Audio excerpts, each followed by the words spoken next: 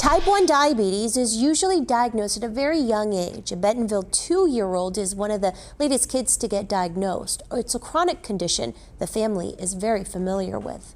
We started seeing the signs of soaking wet diapers, and it wasn't just wet diapers to the point that it was a full diaper. We were soaking clothes.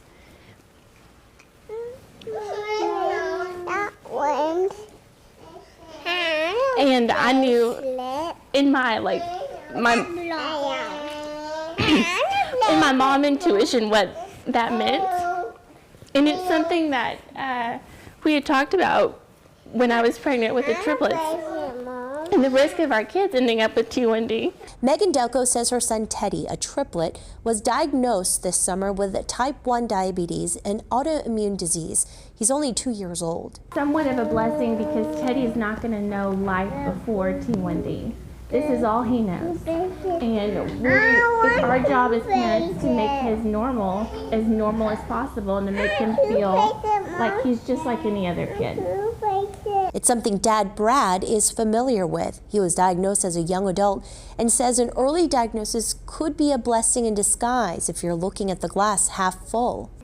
You know anything but this, and that may be easier than if we had to try to transition him from like, hey, you're used to eating ice cream or you're used to drinking sugary juice drinks, but now when you do that, we're going to have to prick your finger and poke you with a needle. You know, he may not have memories of a life outside of one with T1D.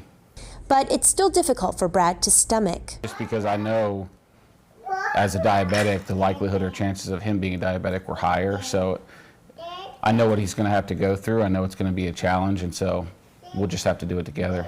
For this family, events and fundraisers like the JDRF One Walk mean a life difference. Finding a cure is everything.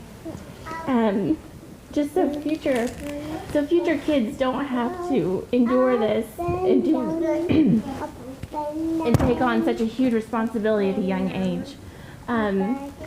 I know we're going to find a cure in Teddy's lifetime. The One Walk is planned for next Saturday morning, October 12th, at the Gardens at the University of Arkansas. It's a fun family event that everyone is welcome to attend.